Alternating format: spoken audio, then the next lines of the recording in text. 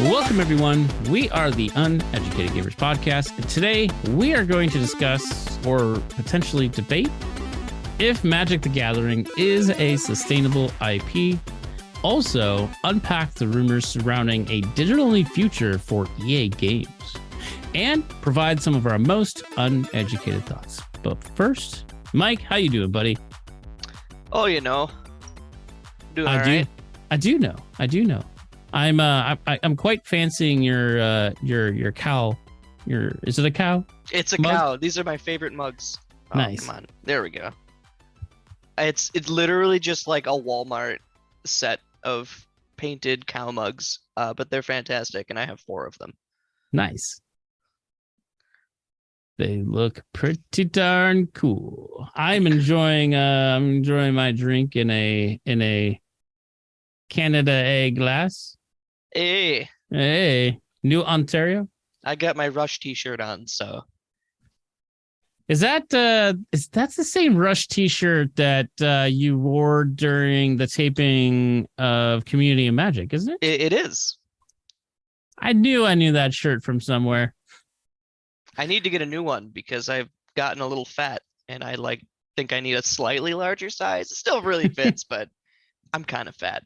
Yeah, well, COVID happened, so for a lot of us, I got a little snugger in the middle, so had to upgrade my my wardrobe just a little bit too. So I'm in that weird spot where like a large is slightly too small and an extra large is a little too big. Yep.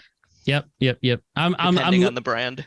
And I'm in that like weird space of medium and large, right? There's some mediums that are just like perfect, but then there's some mediums that are just slightly too small, and then there's larges that are just like, I look like I'm swimming and I shouldn't be wearing it. So let's go ahead and get into our topics for today, because I think these are 2 fairly lengthy ones, and we're going to have a virtual guest briefly. Will be the first time we play some Is some that videos. what you're calling it? We'll get some. We're gonna go to, and I wonder at some point, because there's a lot of isms out there with this YouTuber, we might flow him into the regular rotation of providing some of his color commentary on this show. That would be fucking cool. But this first topic is one that, I sort of brought up to you because, one of the newest sets that are coming out very soon, and we're talking about Magic the Gathering. For those who don't know, Hasbro owns this company called Wizards of the Coast, who makes this game called Magic the Gathering. We've talked about them on this podcast previously. It's a very popular TCG. It's been around for 30 years. It's one of the OGs of TCGs, next to the ever-growing popular Pokemon and Yu-Gi-Oh world. And anyways, I think it predates both of those. It does. Wizards actually originally produced Pokemon before it was devolved in its own company. That's right. I forgot about that. Yeah, it was. It actually started a few years after. I think it was like 1998.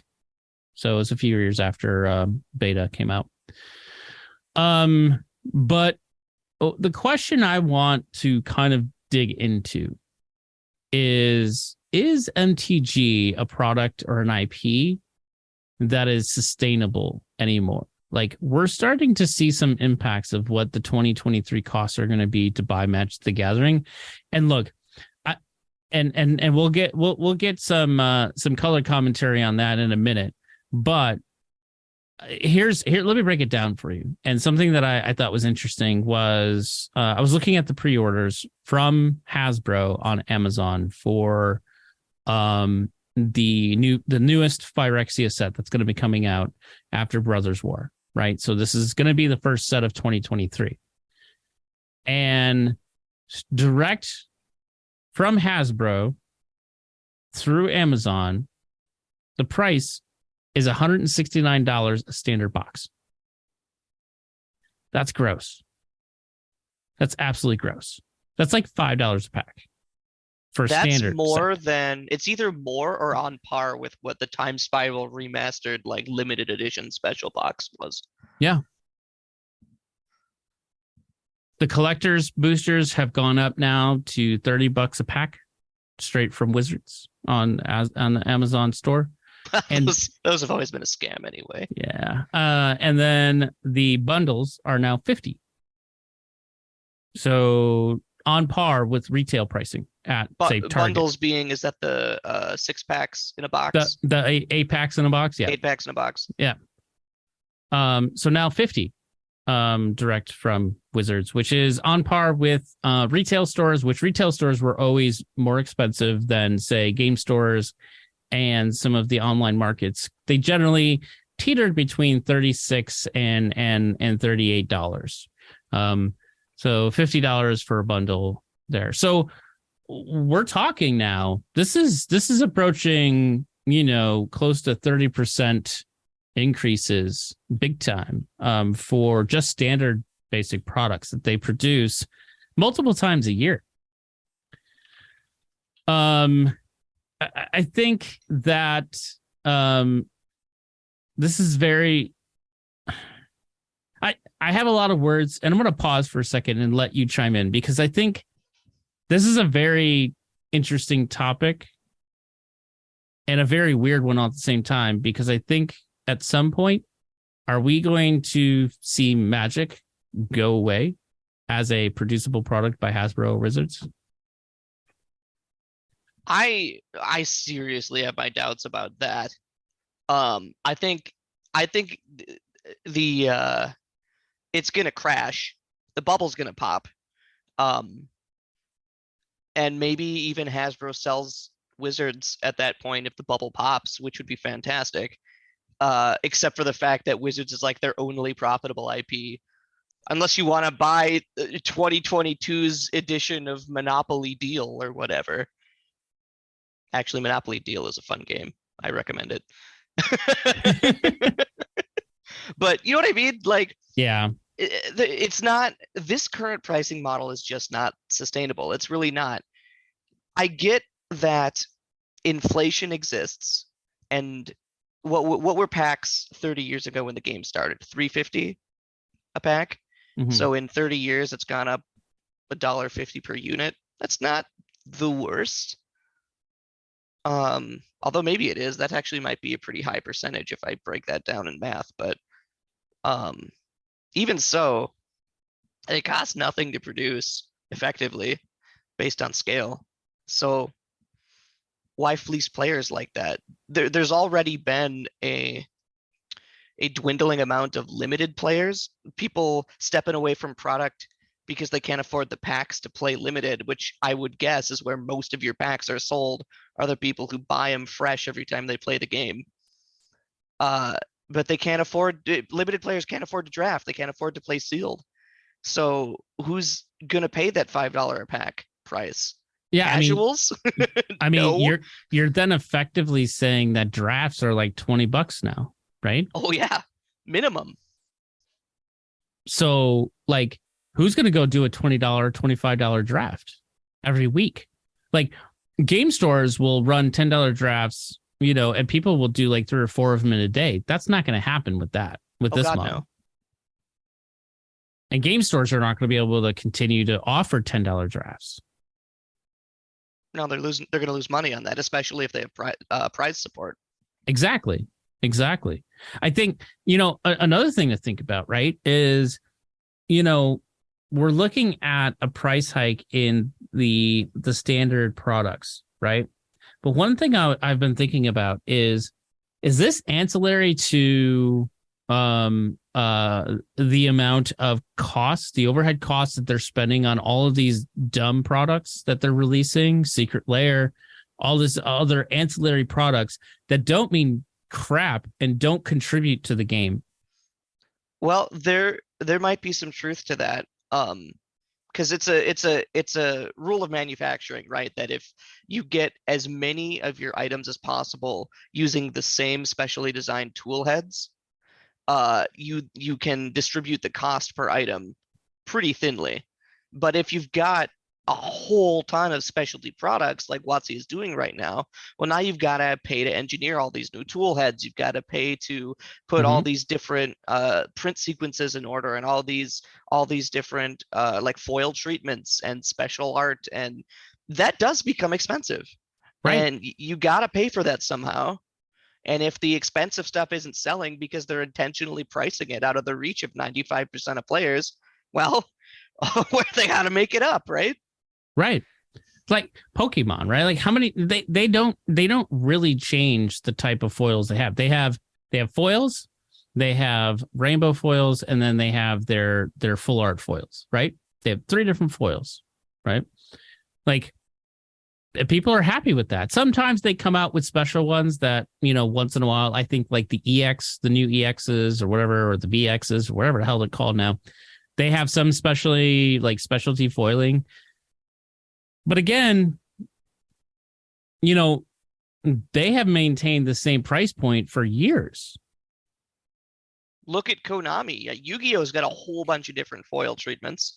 Granted, they're all kind of variations on the same treatment, but even so, like they keep prices pretty reasonable, and they reprint stuff all the time to keep secondary costs down to a reasonable degree.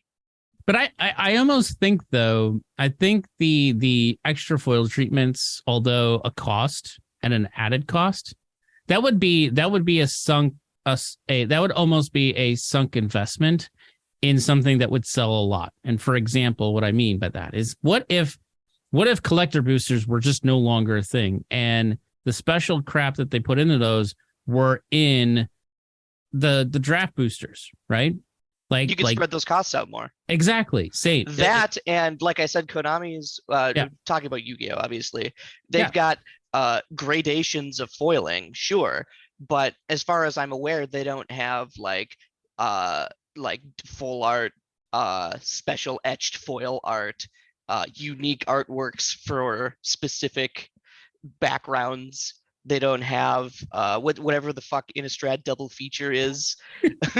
It's a lot more than just gradations of foiling that Hasbro's been doing. It's been a whole heck of a lot of stuff, and especially given the way manufacturing kind of got kicked in the dick from the pandemic. Like the engineering for that tooling must just be eating at them.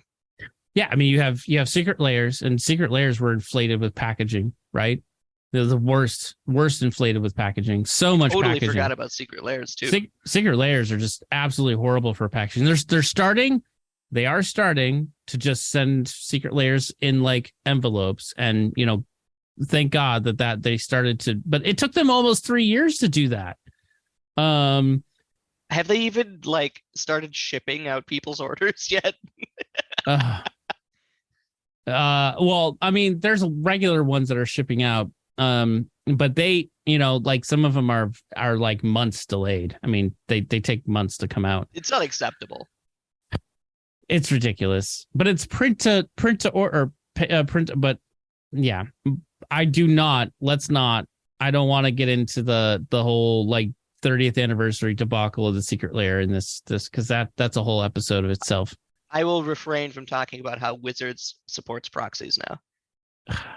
Well, that's one of my points here. And is Wizards really starting to take a non-consumer approach to Magic? And let's talk about this 30 years of Magic.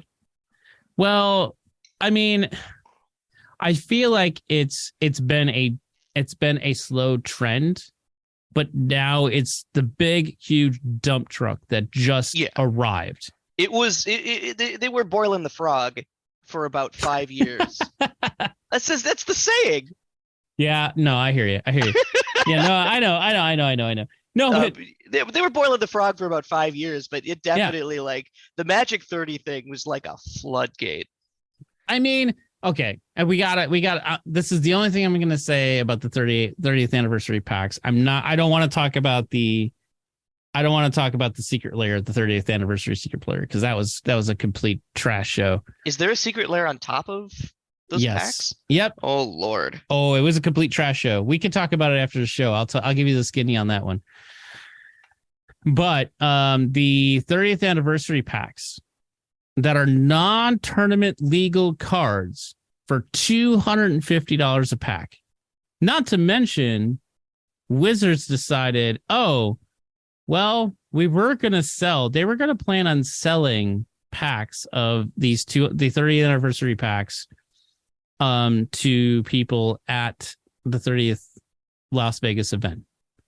Instead, they didn't. Which also was a shit show. Yeah. I didn't go. I canceled my flight and I ate. Here's my tag right here. Here's my Sapphire tag that I paid for. Didn't get to use it because I chose not to spend $3,000 to do nothing. I smelled that stink from a mile away and never bought my tickets to begin with. Man. But getting back to the 30th anniversary packs though, right? Now people who have received, they decided to give them to all the people that bought the $799 MVP or VIP pass. Talk about a kick in the pants, right? You're now saying the people that spent $800 got 4 packs for free for showing up. 4 packs for free. They paid how much to get in? Well, but what I'm saying is they got 4 packs on top of everything else that they got, which was very much close to worth the cost. Like the drafts and all that stuff that you would have been able to get with the VIP package was actually, it would have been worth the cost. But they sold out in a matter of like 15 seconds when they went on sale. Worth the cost is such a loaded term here. Well, for the experience, it was worth the cost. And I was willing to pay the $7.99 to go, right? Like, because I was like, you know what? Like, I've been playing this game for 30 years. I'd love to be able to celebrate it that way. But guess what? It didn't feel that way, right? No, it did not. And it still has not felt that way. And I think that is a true kick in the pants. And what's even more of a kick in the pants, and we're gonna queue up our special guest here, but Hasbro just recently reported that their profit is tanked, down by 15%. 15%. I know we're probably not doing video, but I wish you could put on screen that graph I sent you, the week over week stock price of Hasbro, like got off a Weeble. I will put it in the post though, in our on our website. When I post it on the website, I can put that graph there's in the current post. Stock price, which is still falling very quickly, is almost as low as it was when the pandemic first hit. So let's cue this up and have big Papa Rudy, big fan of his YouTube channel, kind of describe this this wonderful world of the Hasbro big daddies. Was Hasbro's CEO and the higher ups, they literally had the balls to say, yeah, we're having a hard time moving our inventory. We've got an inventory glut. We've got too much inventory in our Magic position and on our books right now. Our customers are very price sensitive right now. Are you fucking kidding me? They are so disconnected. They literally said our customers, our customer base is price sensitive, and we're stuck with a lot of inventory that we're having. Are you shitting me? You fucked us with Baldur's Gate, bait and switched it. Then you came out with the Double Masters. Then you had Oh my god. And then you run this Amazon dump shit, but you want stores to have overhead and brick and mortar and buy through distribution. Fuck! I don't think any store should buy through distribution anymore. Okay, we'll put Papa Rudy on pause there. There's a lot to dissect in that video. If you could send the audience the link to that video, I would recommend it. It's a good watch. I'll put in a link. I'll put a link and embed it into our post when I post this to our website. But Rudy is touching on some very important pieces here, right? Some very important thoughts and perspectives is the fact that price sensitive people, damn right, people are price sensitive. Why are they price sensitive? It's $170 a box for a standard box. It's $170 a box to gamble at the chance of maybe getting some cards to play in a format that makes your cards impossible to use in 3 months. What in the world? Price sensitive. Like, that is the most ridiculous corporate comment you could ever make. And Rudy's not wrong. Like, sure. Okay. Are their profits down? Is their stock down? Sure. But my question is it because they're not selling enough, or that they have too high of a cost, or people have lost faith in Hasbro and Wizards to produce quality product? Or is it all? It's all of the above. There's a lot of stuff. Rudy mentions later in that video, he has this really excellent quote where he says, there's 100 different subcultures of the Magic community, and they all have different wants and different needs, but what they all have in common is that they're pissed at Wizards for very specific reasons. What did you do to piss off every single subculture community at the same time? Yeah, I mean, the subculture of Magic it's a real thing. It's not something that you can't take lightly. And I think even taking the finance world out of it, right? Because I think that's a small portion of the Magic overall community, right? It is, but I think that's what Wizards has been leaning on lately, is the finance side of the community. They're like, all right, speculators, let's sell to the speculators. What can we get them to buy? It's kind of what started this tumble. But what cost? I mean, who's doing cost analysis of this, right? Because, again, going back to our earlier points here, is at what point is too many products too much overhead for them to bear? Right. Well, and not only that, like, if everybody but the speculators are priced out, how are the speculators going to profit? Who are they going to sell to? They're never going to get a return on that investment if they can't dump it on anybody. Yeah, I mean, I guess that's fair. It's just one thing to buy, people like to buy, let's say, standard set 10 years ago, $100 a box for Rise of Eldrazi, or whatever it was 10 years ago. 10 years later, it's worth what, $250 because of it's no longer in production, and it's a set that people liked, so it's increased in collector value. Like, that makes sense that's gone up retroactively, because that's what collectibles do. But to just start dumping, like, jacking the price up immediately and then not making enough on purpose to force collectability, that's not a sustainable model. Yeah, I mean, that's where, like, your value is what your user base says it is, right? A company shouldn't be dictating the value of something, because once you start doing that, that's a dangerous game, because then you almost already devalue yourself before you hit the market. And let's not forget how super easy it is to print your own Magic cards at home. Well, fair enough, right? Like, I mean, you can't, but I mean, but again, there is a large portion that go and play sanctioned events and such, which, you can't play those cards in Magic. But not events. With that attitude. No. Listen, if Wizards is squeezing you, all bets are off.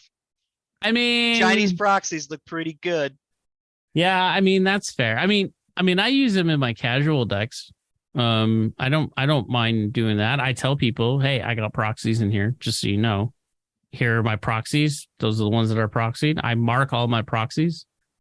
Because I also I own real ones of those proxies, right? But I don't need to own, like, I have over 50 commander decks. I'm not going to sit there and own 50 dual lands No, just no. because they're going to sit on the shelf. That's stupid. I think though, one of the things I'm starting to kind of lean into and think about, right, is, we have our own sentiment of the game and how we feel about Magic the Gathering, and we both have individual we have individual opinions about what Wizards is doing and kind of their how they conduct business and selling products and such. But the question I have is, will the overall sentiment of the game fall to a level where everyday or casual player base just abandons the game? And what I mean by abandon the game, and let me reframe that briefly, is abandoned even caring about what Wizards is producing. I mean, there's definitely a point where something's got to give. I'm too invested in the game to really give a proper casual oriented opinion. But I think, like I said, if you're casual, you don't play in sanctioned events, it costs almost nothing to print your own cards at home. So if it's going to cost $5 a pack to gamble for cards, that's what people are going to do. I've already seen this. Interesting culture shift has happened on the Magic subreddits. Really? There used to literally be unspoken rules, pseudo unspoken. I think there was technically in the rules, where if you even mentioned the word proxy on the main Magic subreddit, mods would ban you.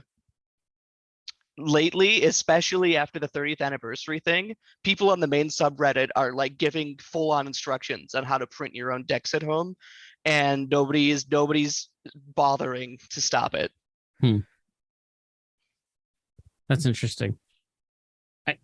It's interesting though too, because the proxy market, I mean, Ben, who is part of Community of Magic, the documentary that I've been working on, as well as yourself. He's an artist who, Ben Schnook. He did no shades lands, secret lair. So he was the first proxy artist to get a secret lair. And one of the questions and one of the things that we kind of unpacked with that is and I've talked to other artists as well. Like, I think it's the community, as far as the artist community that I've talked to anyways, thinks it's great. A proxy artist entering the world of creating legit Magic cards. That's fantastic. That's a recognition of his skill and talent. Exactly. That's really cool. Right. And what I find interesting, and I also find disheartening all at the same time, is this Magic 30 thing. It's insulting to say they're going to be $250 packs for random cards. If it was $250 for like a whole set of whatever they produced of that, that's one thing. Still expensive, but that's one thing. But to get a random set of 15 cards in a booster pack for $250, that's a pardon my French, but that's a fucking dick punch. But think of the gambling addicts. But that's not celebrating Magic, right? But Chris, number go up. Oh wait, it absolutely does not. I mean, the only legitimate metric of success of the Magic brand that you can actually quantify is Hasbro's stock price. And that is just in a tizzy right now, if that tells you how this is blowing over. Yeah. I mean, I think though, because Hasbro has so many different IPs, I think that's really hard to attribute Magic to being that only contributing factor? I think it's pretty easy. Let's see here. Hasbro MTG percentage of revenue. Let's see here. 2022 second quarter report. WotC revenues increased 3%. Yada yada yada. Hasbro CEO Chris Cox said on the Hasbro second quarter 2022 earnings conference call that, quote, for the first time in history, every major set this year has crossed $100 million in sales, end quote. Yada yada, MTG Arena, yada yada. Cox also mentioned that Magic makes up around 70 to 80% of WotC's total business. Wait, say that again? Wait a second. Cox mentioned 70 to 80% of WotC's total business. I don't know. That seems like a weird way to say that.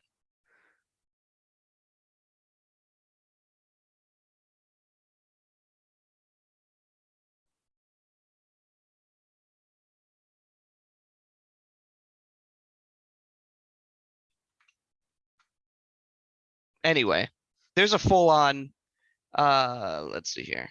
2022 major segments. EBITDA, net revenues. Here we go. Net revenues for Q2 2022. They have 3 entries. Consumer products, which is 700 and isn't billions, right? Or millions? Millions. $734.2 million for consumer products. Wizards of the Coast and digital gaming, $419.8 million. And something branded entertainment, 185.2. So if you let's do some simple arithmetic here. 734.2 plus 419.8 plus 185.2. Total revenue 1.3 billion roughly. 130. Let's memory that. All right.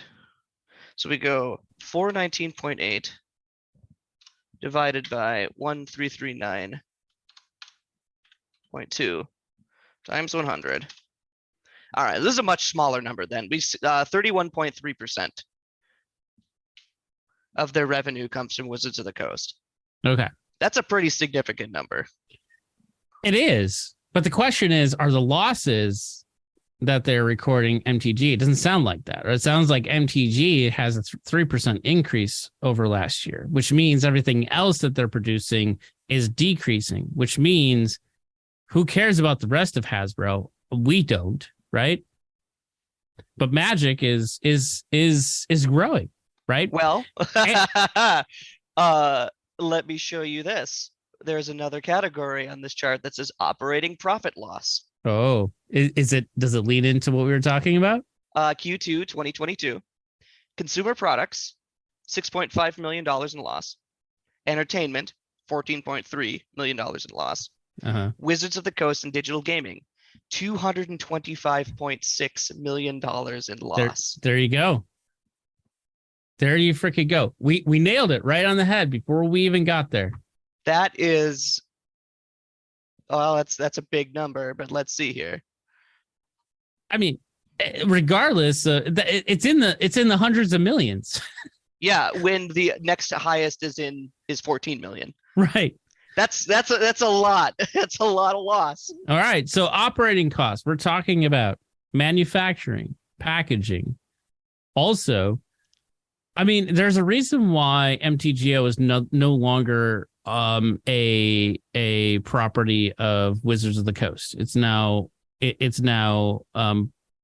part of was it Gateway or Gate something Games? I got an email that I ignored. Yeah, something like that. But it's no longer produced by Wizards of the Coast. It's produced by somebody else. They took over the license for it. So they're trying to shed resources, right? But Arena, right? That's an overhead cost for them. That's an internal cost. They do that internally, right? They don't outsource that.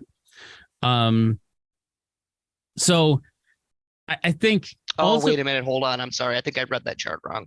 Oh. Okay. It's actually okay. So the consumer products is 6.5 million in loss. The other two are not losses. It's Wizards gives them 225.6 in operating profit. It's not at a loss. Oh, wait, operating profit? Yes. That must be licensing deals and such. It has to be. So wait, what else are they licensing then? That's interesting. Netflix TV series. I mean, I know who's working on that, but they've been working on that for entirely way too long. The several failed mobile games Okay. they've been doing. Okay. Yeah, because I think Tencent and a few other companies were working on the mobile games, right? I didn't think any of that would be on the Q2 report, but Yeah, maybe not.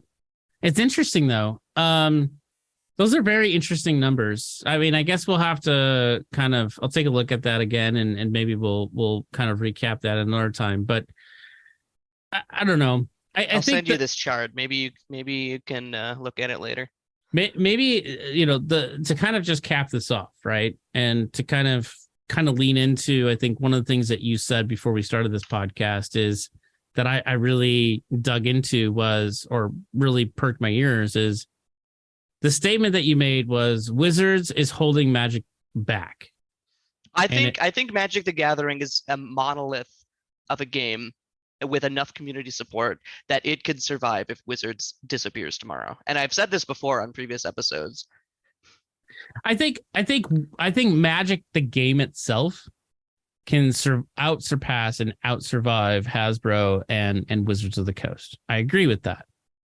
However, when I think about Star Wars the card game, right? And they took it on to say we're going to survive this game past I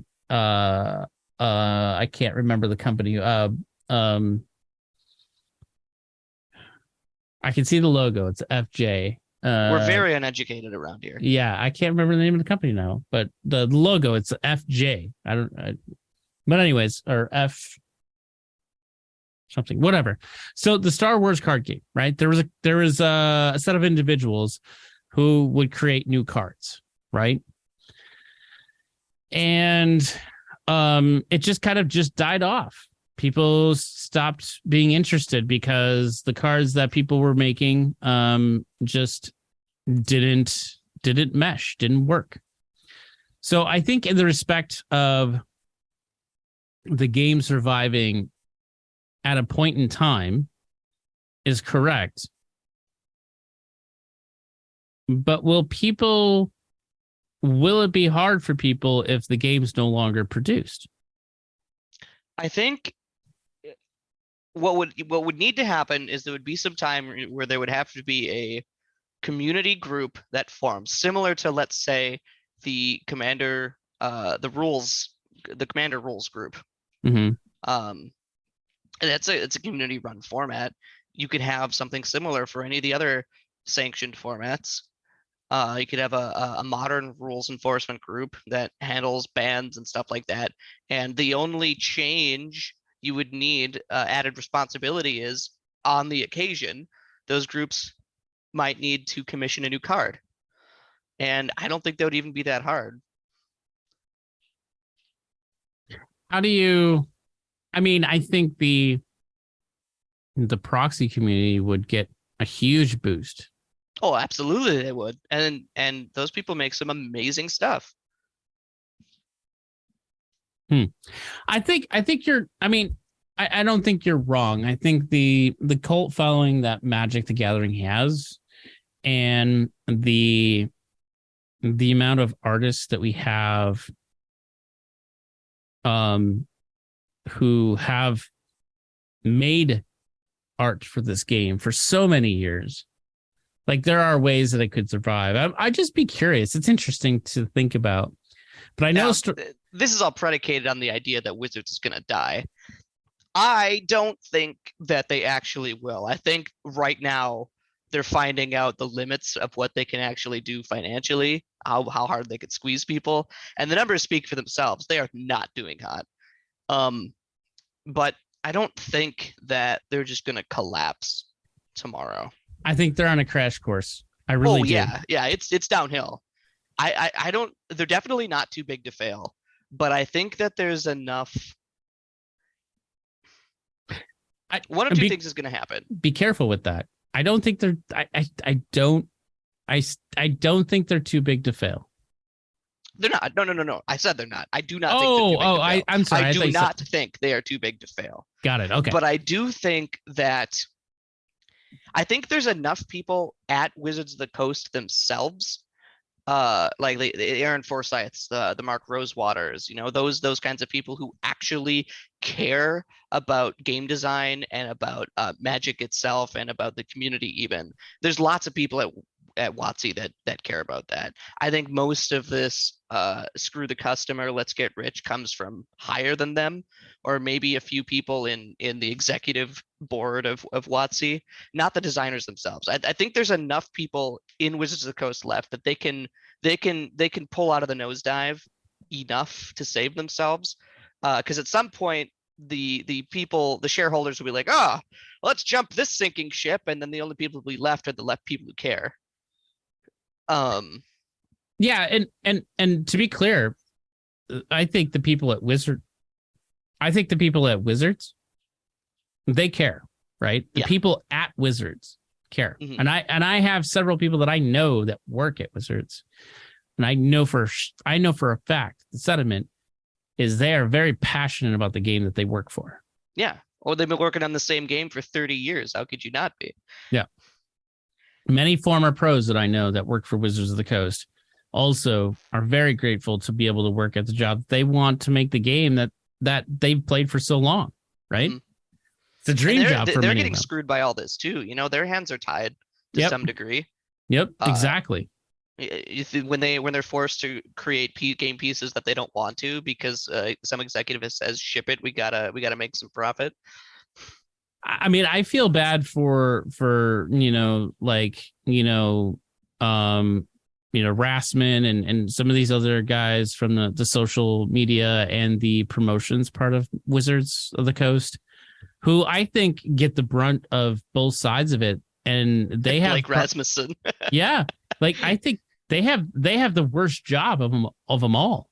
Right? How many times has Blake Rasmussen been bullied off of Twitter? Oh, it's horrible, right? Like it's messed up, man. Maybe Twitter's not for you, Blake Rasmussen. Jeez. I mean, the poor guy, man, like he's just trying to do the job that he's being paid to do. Like he's you know what I mean? It's just, Look, he does, there's just certain things that you just, as a person who's an individual contributor and a manager like him, there's not much you could do about it.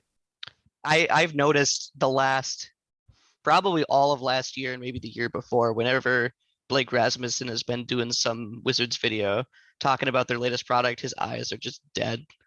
Yeah. he's not having fun. You could he's not. I mean, I could just tell. You could see the posture. You could see how he's presenting himself. He's uncomfortable. I didn't get to see the whole thing, but apparently when they had people on announcing the 30th anniversary proxy packs for $250. They had who was it? There was a woman designer on there. I can't remember her name, but she was talking back and forth with Blake Rasmussen in the foreground, and in the kind of a little bit off to the side in the background was Mark Rosewater just watching the conversation, visually uncomfortable. Yeah, I mean, that's the thing. I think that's the hardest part about this. And for a while, I'll end cap this, and we'll move on with this statement. And I truly do feel bad.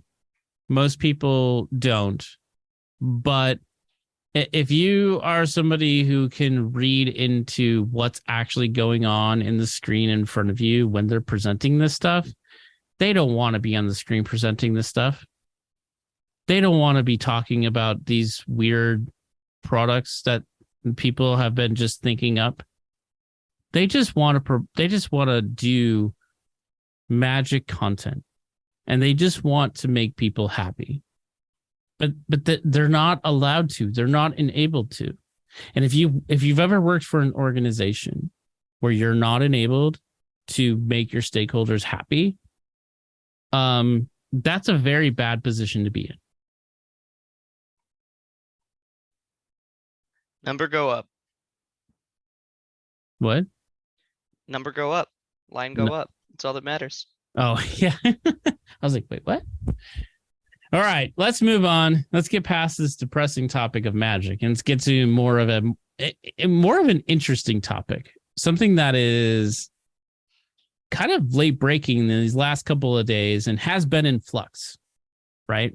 And this kind of digs into some of our most recent conversations.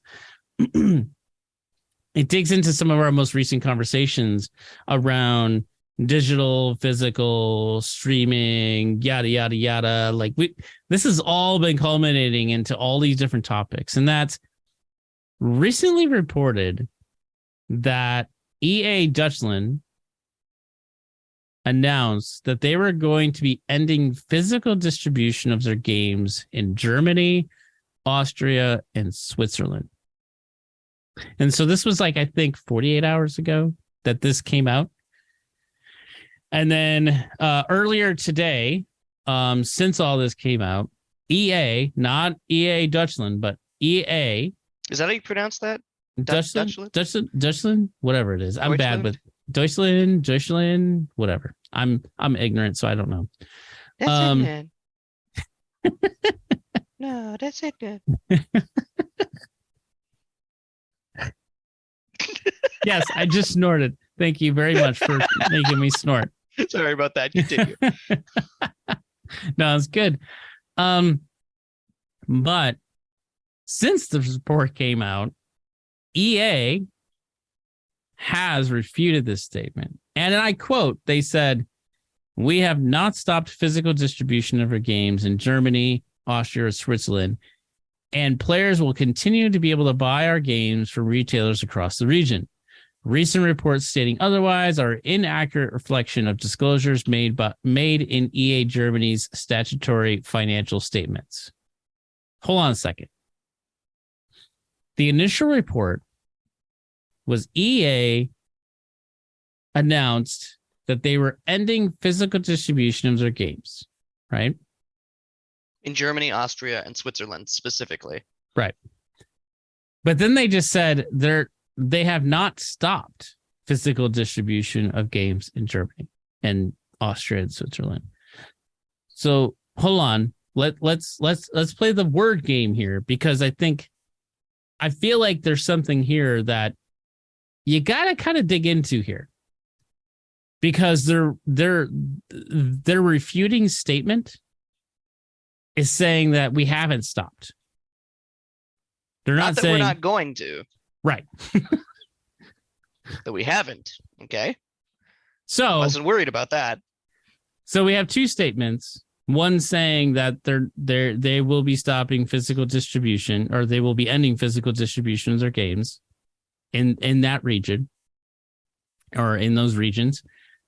And then EA is saying we have not stopped. But I'm sure you haven't stopped, because there's games still scheduled to come out. So clearly you haven't stopped, but are you going to stop? Yeah, it definitely seems like they're. I don't want to say got them on a technicality or anything like that, but statements like this really are calculated to that level. Right. Oh, they have to be. Like they pay a lot of money for their PR agencies, man. They pay a ton of money. So I guess, basically what I'm leading into is a big call out on both of these statements is, of course, they haven't stopped. And their statement wasn't saying that they were stopping today. They were saying they were going to be ending their distribution, right? Which means that could be whenever. Like, it could be a year from now. It could be 2 years from now. That's not saying that they're stopping this very moment. They're not going to pull all of those physical items off the shelves and say, no, you can't sell them. That's not how that works. It takes a while, right? Because they already have manufacturing plans for many of the games that are coming out in Q1 of 2023 already at this point. They're not going to stop that. I think both statements are true. I think both statements are nuanced in the wording that they've used in those statements, and one's deliberate and one's more factual. What's your thoughts? I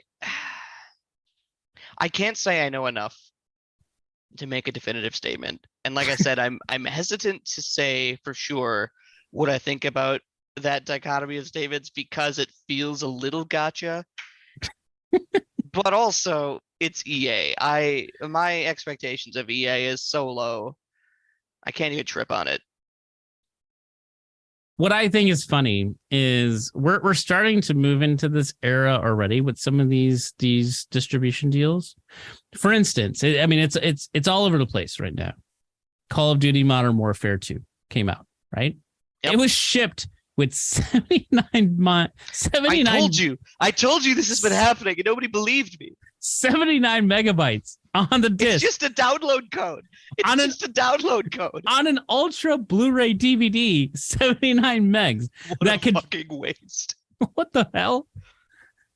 You could just ship that on a CD with permanent marker on the front that says Call of Duty. That's a pass it to your friend. Here you go. I got the installer for you. I got the Call of Duty installer. No code included. I mean, you're not wrong. Like that. I mean, that's a scenario that we're truly in. Like, you know, and we joke about this Modern Warfare 2 thing, but seriously, that is insane. That's dumb because the download then is like over a gigabyte in size. Oh yeah, try like 900 gigs. No. Well, the unpacker is like you first download a gigabyte of information. Yeah. And just downloading the installer is like a full gig. Yeah. It's bigger than what's on the disc. Yeah. I mean, to be fair, we expect, not we, but the gaming community expects that with their 30 series and 40 series melted graphics cards, we won't talk about that today, you should expect 1440p or 4K gaming. Okay, reasonable, but the assets to produce such high fidelity gaming are enormous. They just are. So this is what you get. Your Call of Duty disc is basically just a Steam code. But why wouldn't you put those assets on the disc? That's the part that I just probably physically does not fit, like over extends the limitations of a Blu-ray disc to put 4K assets for the entire game on it. Not when you talk about compression ratios, right? Like you can compress something to a certain level, right? And your compression decoding can happen in some cases on the fly. If not, you decompress for install, just like it has been for years. Sure. And granted, I'm not in the game design industry. I just have a general understanding of how software development works. But 4K assets are huge, and if you're using a lot of them, you know, even compressed, they take up a ton of space. And you've got sound, and you've got cutscenes, and you've got, you know, it's a lot. Pre-rendered cutscenes. Like you're talking like you edit 4K film, I assume. Yeah, I do. That takes a ton of space. Yeah. It does, but that's because there's no reason though to do in-engine assets and you save that space. Look at like there are plenty of games that have done this in the past, right? I'm not saying that it can't be optimized. Oh, sure. But it is what it is. They're not going to optimize it if they can just hand you a download code and say, "Fuck it, dude, just use this." Here's the reason why though that it's not done that way anymore. And the reason why it's not done that way anymore is because in-game engine assets they don't always translate from different mediums, right? So meaning from PlayStation to Xbox or what have you. You need to then re-render and recode in some fashion, right? So that is the reason why pre-rendered scenes are done. And that's unfortunate, but that's why first-party games and exclusive games often have a much higher success rate or a much higher capability of be able to play day one on a disc because they have the ability to isolate and deliver what they want to deliver instead of delivering in multiple mediums. And this is what the problem is. And that's the problem of that's an after effect of the whole, play the game anywhere scenario. Sure. It's the situation of, okay, because of the staggered release for different consoles, you have 6 months exclusively to optimize for Xbox, then you have 6 months exclusively to optimize for PlayStation, then for PC. That makes sense. And so that's where, like, oftentimes you see, like, say, God of War, right? God of War, that game's fantastic. That game is phenomenal in its delivery. And none of their scenes are pre-rendered. All of their scenes are done in engine. But guess what? They are only playing that game on PlayStation. Not anymore. Well, yeah, going to PC too. But with PC, all they have to do is you don't have to generally care about hard drive space. So think about it this way, right? Like this whole physical to digital thing, right? And did you just pull an elitist thing that PC players don't have any care in the world about hard drive space? No. But I okay. How am I okay? Let me walk this back for a second. All right. Yes, but no. So as a console owner and who has played and I've played games on PC, but I've sort of shifted to console because I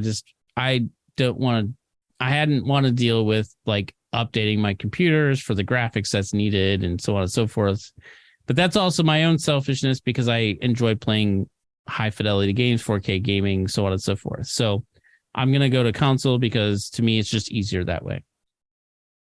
It's my sort of least path of resistance to be able to do 4K gaming. So with that said, meanwhile, I went on an hour-long rant about Lego Rock Raiders last week.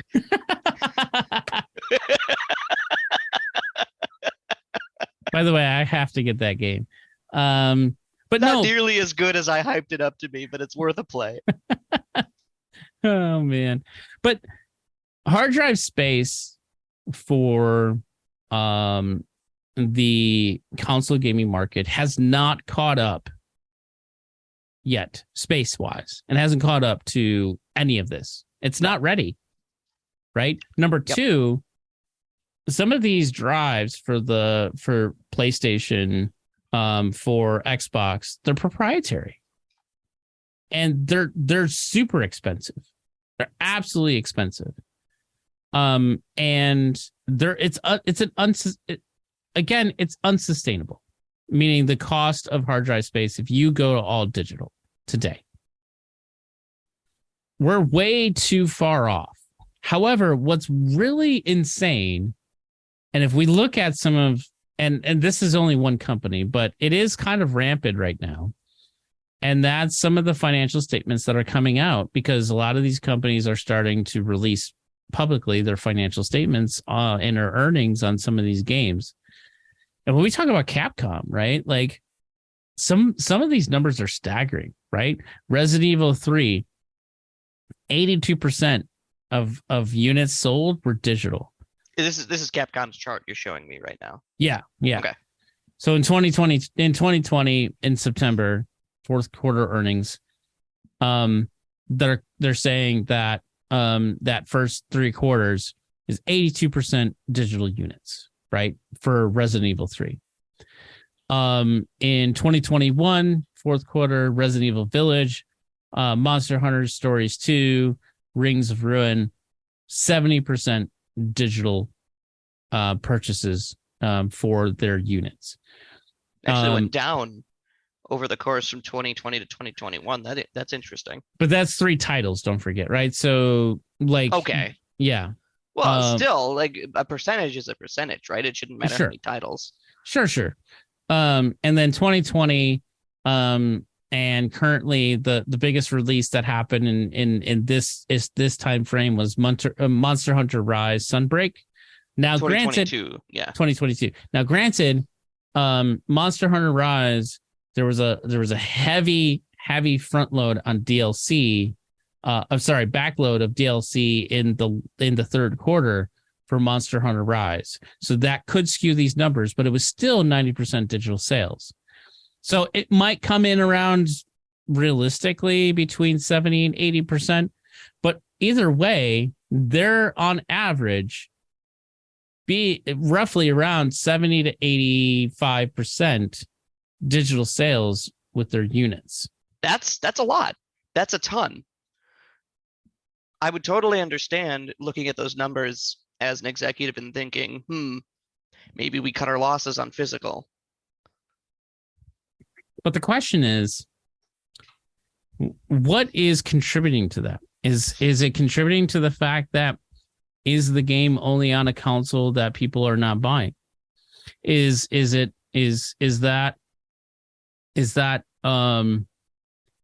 game coming to Game Pass? I don't know. I'm not sure. I didn't do any homework on any of these. If any of these came to Game Pass, I know Monster Hunter. Uneducated Gamers Podcast. And there you go.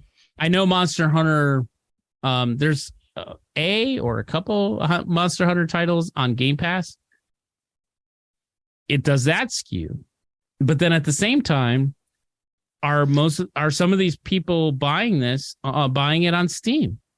You mentioned Game Pass. Does this separation between digital and physical unit, does that take streaming into account? It doesn't say here, and that's the part that it's really hard to know for sure. I love these reports that leave so much in the gaps as to be unusable. Maybe I'm just not a businessman. But their projection, if you see this, right, for Resident Evil 4 and their DLC coming for Sunbreak in 2023, their projection of 40,000 units sales and being 90% digital in 2023. And I would believe it. You know, I used to be, and you still are, I used to be one of the guys that was like, always buy physical because you got to own stuff, right? Yeah. And I've known a lot of people who are like that, but in the last couple of years, more and more people that I'm around are like, why are you still buying physical games? It's not worth the money, yada, yada. Digital's where it's at. You pay the same amount of money. Why? Well, yeah, but what you get isn't an actual game. It's just a download code. But it depends, right? Not all games are download codes. It does depend. Yeah. I mean, I hear you. Like, again, the case of Modern Warfare 2, that's laughable. Like, that's not even an installer. That's just a way to activate to download the installer. You know. Mm-hmm. What was I bought a used copy of Minecraft for Xbox One a couple years back, and it was around the time that Microsoft bought Mojang. Uh-huh. And so there was like a discrepancy between, there was like a couple different versions of Minecraft because Microsoft wanted to take Mojang's Minecraft game, which was written exclusively in Java, and switch it over to C#, which is Microsoft's not proprietary, but kind of object-oriented programming language. That's the Bedrock edition. So there ended up being two different versions of Minecraft, and it was a weird situation where if you had the Mojang version, you had to like go through the hoops to like get a digital download for the C# translated one. And I remember buying a used copy and having to like call customer support, be like, I have this game, says it's made for Xbox One, doesn't actually work for Xbox One. Could you please help me? And that was a whole kit and caboodle. Yeah, and actually look it up too. And I actually I've experienced this because it was very interesting because my kids play a lot of Minecraft, and I was confused by the Java edition versus the Bedrock edition. And I was like, what is the difference? And it's exactly what you just described. The Java edition is the Mojang version, the original version, the OG, the best version actually of the game, because it's the most extendable from the user perspective. And the Bedrock edition is the transition to the Microsoft like C# like coding base, which is a little bit more restrictive, and in fact is actually a worse compiled version of Minecraft. Lamau. And so, yeah, I mean, it's very interesting how some of these games are produced. But I'm actually going to, I have decided as of last week in 2023, what I'm going to do is I'm going to find a used, very cheap PS4 somewhere. I'm going to wipe it clean and start fresh.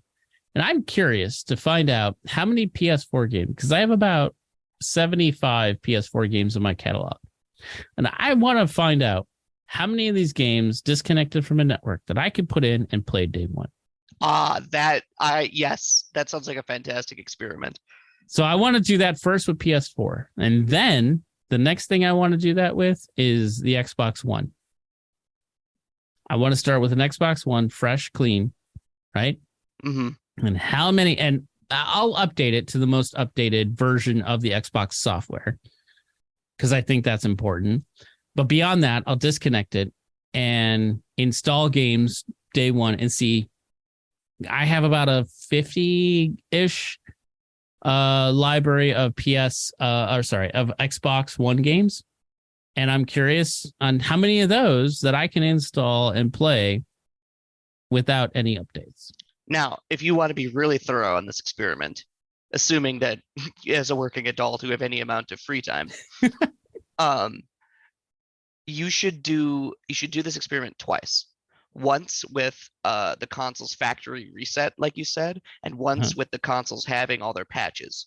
Oh. Still play the games disconnected, so the games don't get patches, but let the consoles get their patches. Yeah. No, that's a good point. I'd be interested to know what the difference is. Yeah, that's a good point. I actually will do that. I think that's a good idea, actually. But I think some of the newer games probably, I think what'll happen, especially for the PS4, I bet a lot of the newer games that came out, several years after the PS4 came out, I think won't play because there's a lot of feature enhancements that were made during the PS4 life cycle of software. Sure. That will not be compatible with some of those games. I'd say almost a majority of them. But so to cap this whole rumor mill off of all these different things, right? The one other thing that I caught wind of and kind of got reported recently was there's apparently a new PS5 that's on its way, that's being redesigned, that would feature a detachable disk drive. And okay. so this would presume... So the PCs, which are already, or the consoles, which are already basically PCs, have discovered USB optical drives. They've caught up to us in 2010.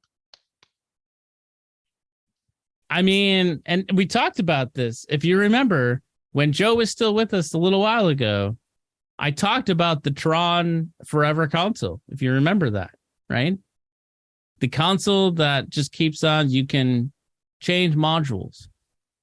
If this the Project Christine of consoles. Yeah. I mean, like if this comes to fruition, that detachable drives become a thing for consoles and work at the performance levels that they expect they want them to perform when using a disk, then what stops them from doing that from hard drives to chipsets to, what have you, right? Absolutely nothing. Absolutely nothing prevents that. We're talking about the Voltron of gaming consoles. But really, I mean, here's the other thing that's just, again, I think about all of this, and I think about some of our past conversations around streaming and whatever. Here's two things. One, why don't we just get rid of consoles and make everything PC? Screw it. Like if it's going digital, why not make it PC? And number two, either that or just make everything streaming. Who cares? I think you can't make everything streaming. I think you can't make that the only option, because streaming and local install play, optimized local install play, there's pros and cons there, between between the two types of gameplay. Then just do it as PC. Consoles can't keep up with the cost and the space requirements needed for these games. They can't. They haven't been able to. We're at 2022 going into 2023, and we can only still like have about a terabyte within a within a gaming console. Not only that, but the price of consoles is so jacked up that you can build a reasonable, like, low to mid tier gaming PC for the price of a PS5. Especially with Nvidia's snafu going on, where suddenly GPUs are not worth anything, Yeah. Well, and the ones that are melt. wait, we'll pin that. We'll pin that one because I'm not sure what you're talking about, and I'd like to. You haven't heard about the 40 series? I want to scratch into that one later. Let's. So, what some of the interesting things that you kind of getting back to this whole this region, right? Getting this back to this region of Germany, Austria, and Switzerland. One of the things I thought was interesting that you pointed out at some point was EU and single use plastics to kind of just cap this all off.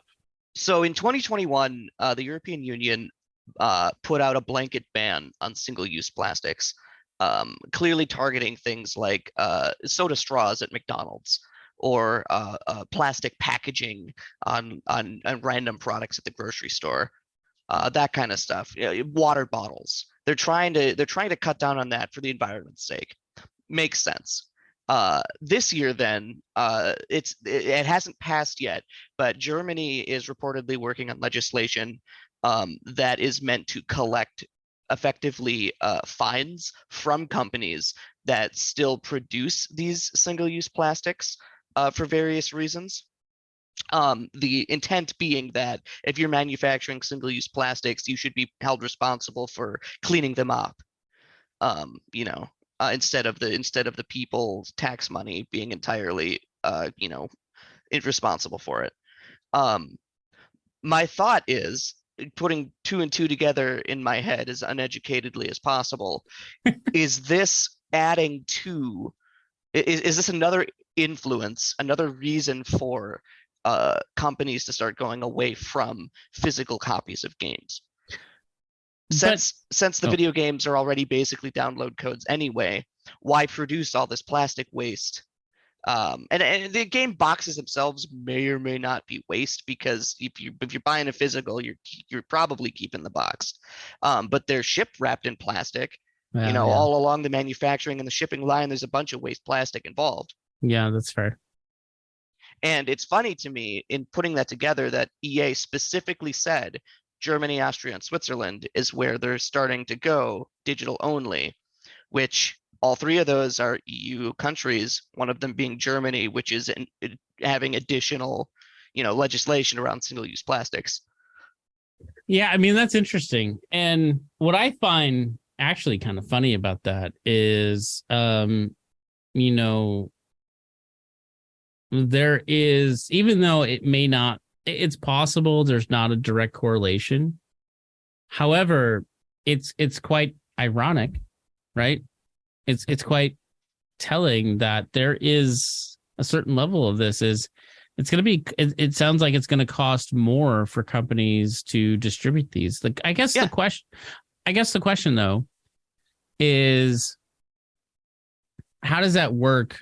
Because technically speaking, EA is not manufacturing these, right? It's another company that's manufacturing for them. Yeah, but they're paying to have them manufactured. Right. So that's a whole other thing, because 2020 happened and the world's manufacturing chain basically shut down all at the same time. Sure. Getting raw materials, processing those raw materials, shipping those manufactured materials back out ceased to exist overnight for the large part. But to poke at that a little bit, right?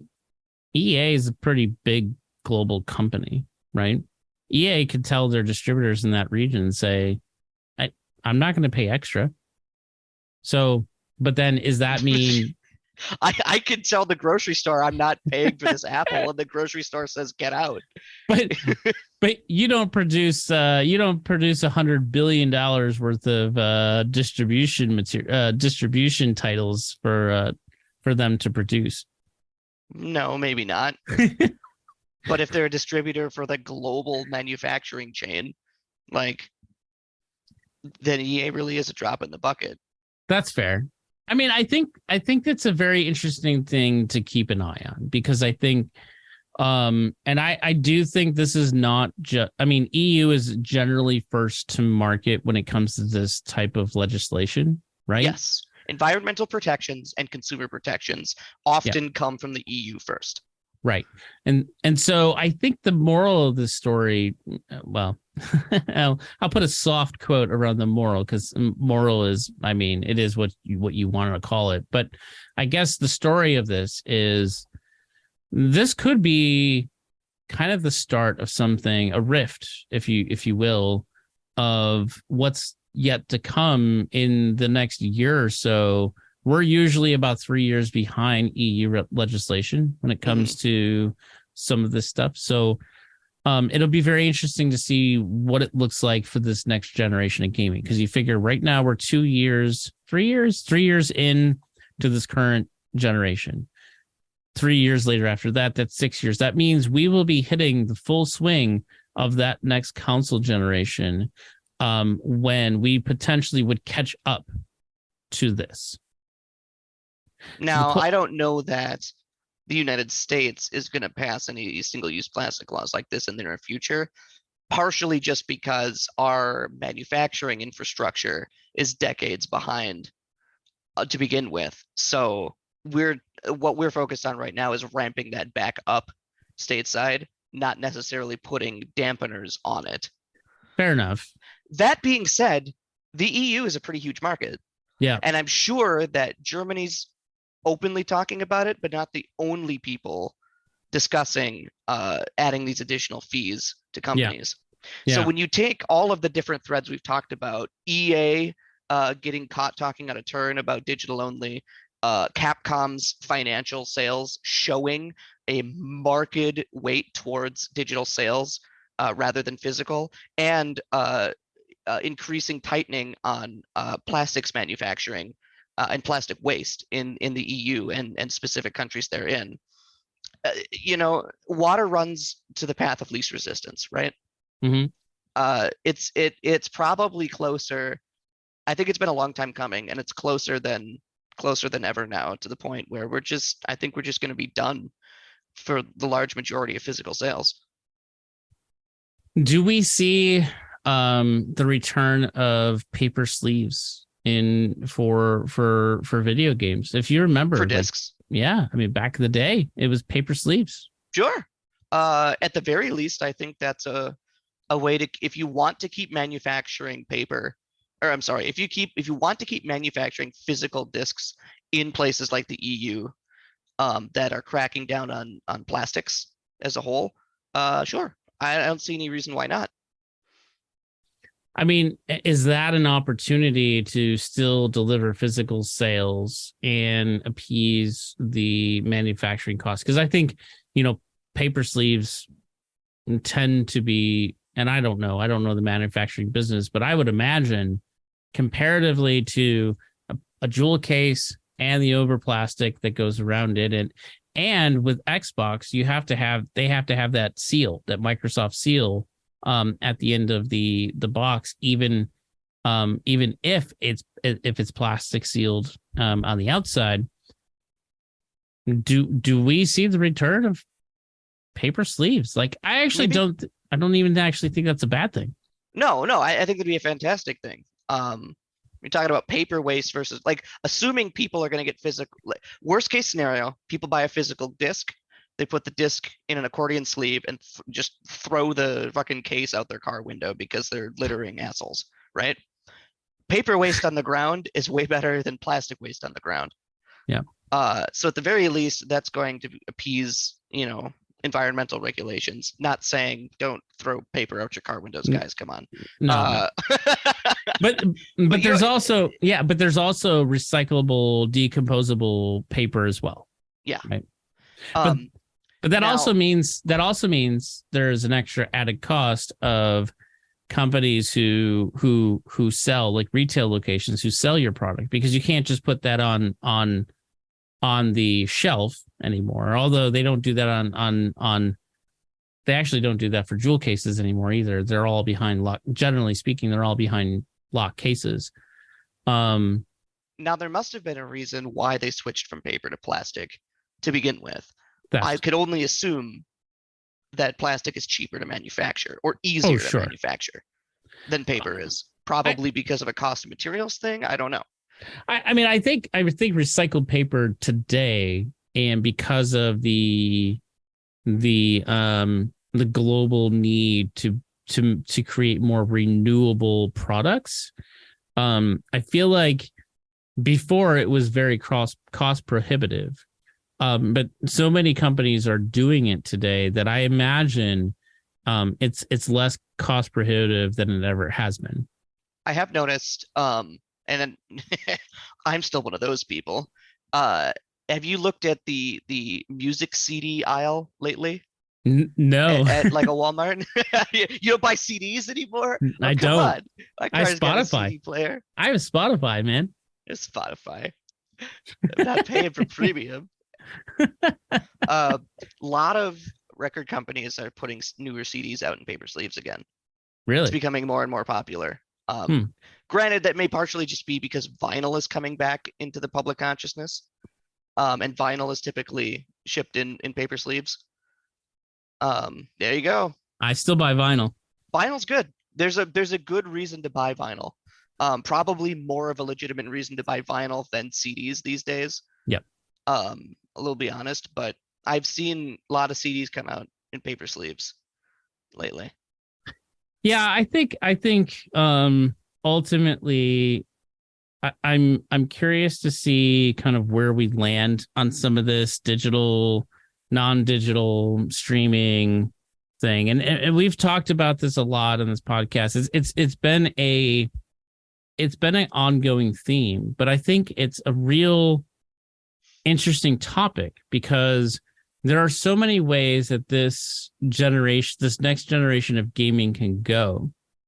And even though, like, I personally prefer buying physical games, and I'm gonna be I mean, I'll admit it. Like, I'm not confident that digital rights management and buying digital only games, I don't know if that's something I want to do.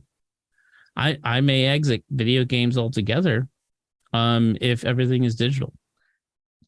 Here's my thought on it, and this may put an X on my back. I'm willing to buy digital, knowing full well that I do not own it. Partially because I can get it hugely on sale. I could, $2 for a game on Steam because Steam games go on sale all the time.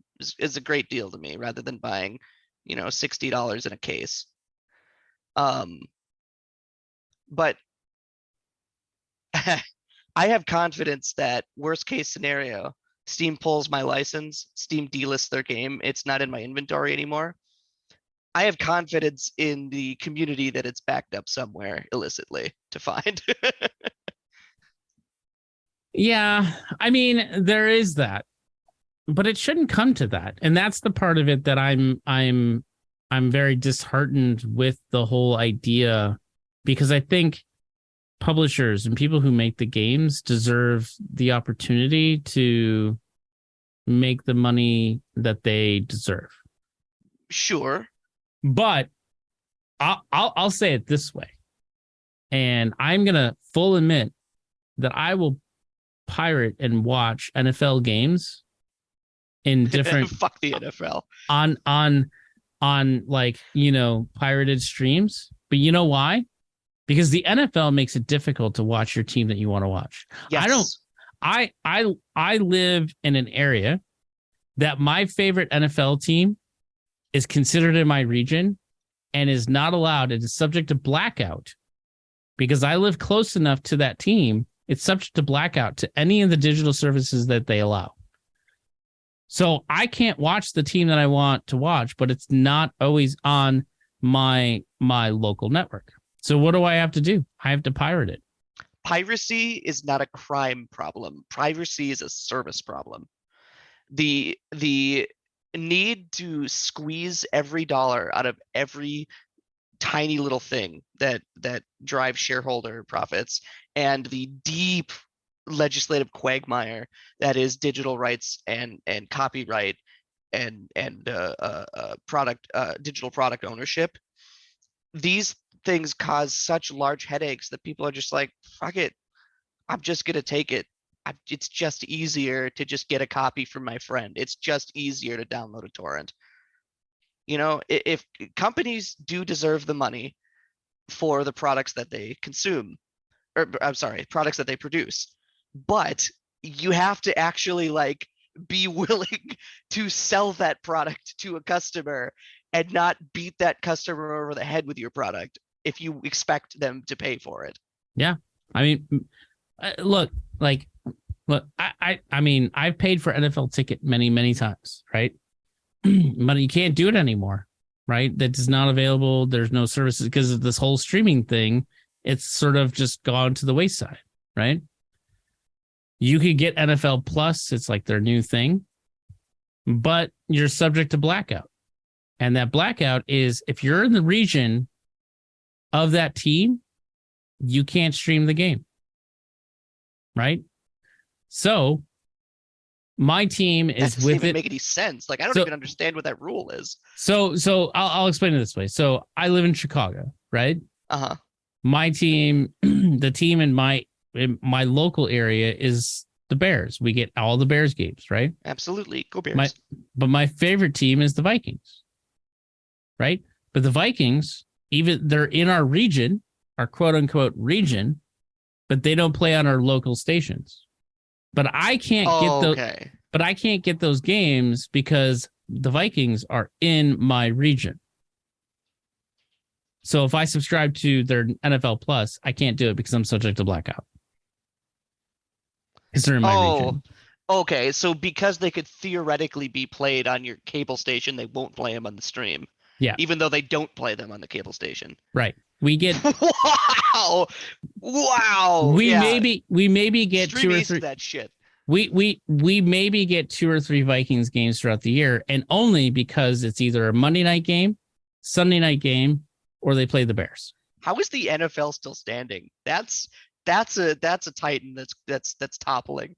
It's insane. And so I have to pirate those games. I don't want to. I would rather, because the pirating those games are a pain in the ass. It's not easy either, right? Because they knock down streams because they're like, oh, you can't do that.